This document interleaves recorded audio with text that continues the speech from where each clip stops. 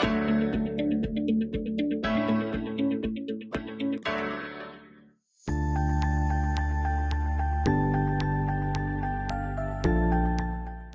Everyone, जैसा कि हम जानते हैं कि जब भी हमें मिलकर काम करना हो या किसी दूसरे व्यक्ति से काम करवाना हो तो वहां पर जरूरत होती है इफेक्टिव कम्युनिकेशन की।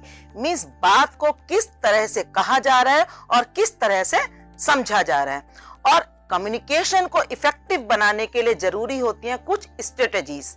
तो आज की वीडियो में हम बात करेंगे about the strategies of effective communication. सोचिए कि आप किसी टीम प्रोजेक्ट पर काम कर रहे हैं और आप देख रहे हैं कि अनक्लियर कम्युनिकेशन के कारण टीम मेंबर्स के बीच मिसअंडरस्टैंडिंग्स अराइज हो रही हैं, जिसकी वजह से टास्क डिले हो रही है और फ्रस्ट्रेशन आ रही है अमंग द टीम मेंबर्स। तो इसका क्या रीजन हो सकता है? इसका रीजन हो सकता है इनइफेक्टिव कम्युनिकेशन। तो कम्युनिकेशन को इफेक्टिव बनाने के लिए स्ट्रेटजीज अपनाई जाती हैं।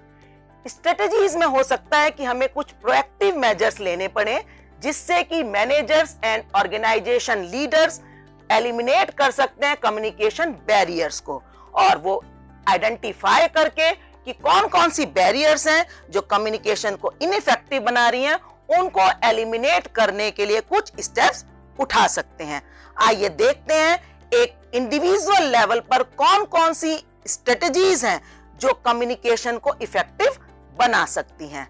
सबसे पहली स्ट्रेटजी है कि कम्युनिकेशन में दोनों ही पक्षों को, सेंडर को और रिसीवर को, दोनों को एक अच्छा लिसनर होना चाहिए।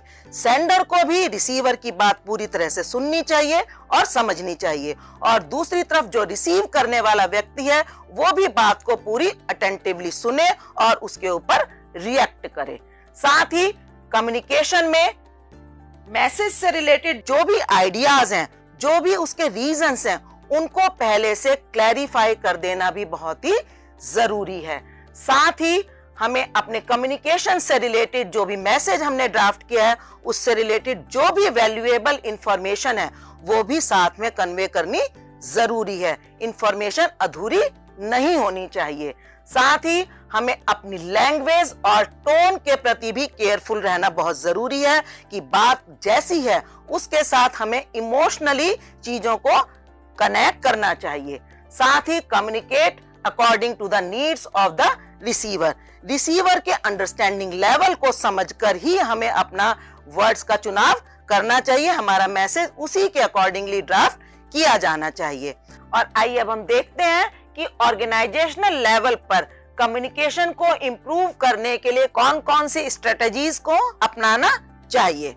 सबसे पहले हमें कम्युनिकेशन में प्रेजेंट एंड फ्यूचर को कनेक्ट करना चाहिए। मींस जो भी मैसेज ड्राफ्ट किया जा रहा है उसका प्रेजेंट पर क्या इफेक्ट है और फ्यूचर पर क्या इंपैक्ट पड़ सकता है, इसको हमें शो कर देना चाहिए। साथ ही हमें कम्युनिकेशन का प्रॉपर फीडबैक लेना भी जरूरी है। मींस रिसीवर ने मैसेज को किस तरह से समझा, क्या वो उसके ऊपर एक्शन ले सकता है या क्या उसके सजेशंस हैं, उन चीजों को जानना बहुत ही जरूरी है। साथ ही हमें डिफरेंट टाइप्स ऑफ कम्युनिकेशन का भी यूज करना चाहिए।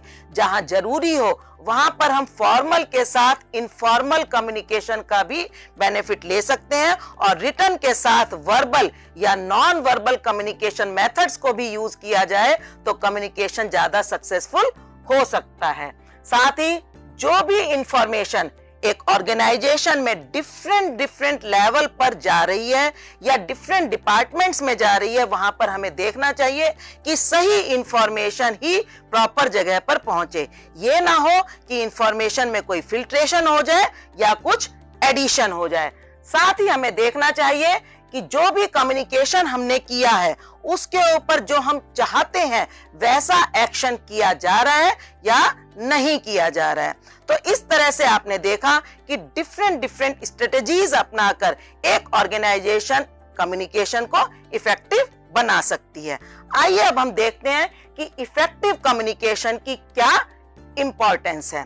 सबसे पहले हम देखेंगे कि कम्युनिकेशन अगर सही है तो it acts as the basis of coordination, क्योंकि एक ऑर्गेनाइजेशन में बहुत सारे लोग मिलकर एक टास्क को पूरा करते हैं, वो लोग आपस में इंटर रिलेटेड होते हैं। तो अगर सही तरीके से कम्युनिकेशन हो रहा होगा, उनके बीच आपस में इंफॉर्मेशन का एक्सचेंज हो रहा होगा, तो उनके बीच बेटर कोऑर्डिनेशन रह सकता है।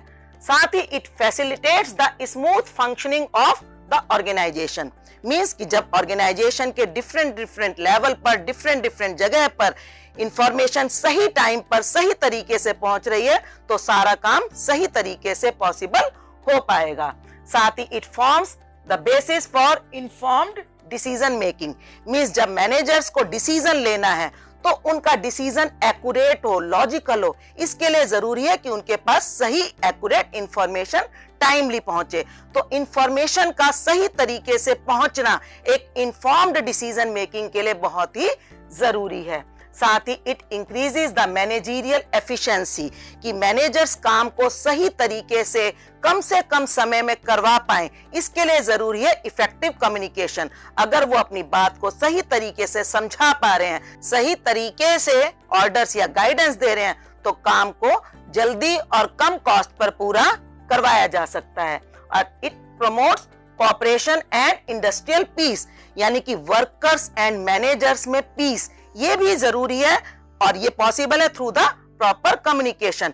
अगर मैनेजर्स एंड वर्कर्स के बीच सही तरीके से कम्युनिकेशन हो, मैनेजर्स वर्कर्स की बात को समझें और वर्कर्स मैनेजर्स की बात को समझें, तो आपस में वहां पर हार्मोनियल रिलेशनशिप पैदा हो सकते हैं। और साथ ही it boost up the employees moral.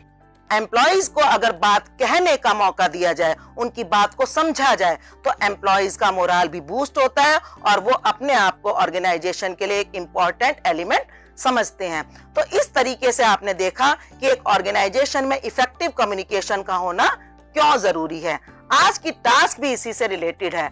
हम देख सकते हैं कि एक मैनेजर है जो XYZ लिमिटेड में कुछ इश्यूज फेस कर रहा है, जिसमें एम्प्लॉइज उसकी बात को सीरियसली नहीं ले रहे हैं। तो आपको उसको कुछ स्ट्रेटेजी सजेस्ट करनी है ताकि उसकी बात को सही तरीके से लिया जाए।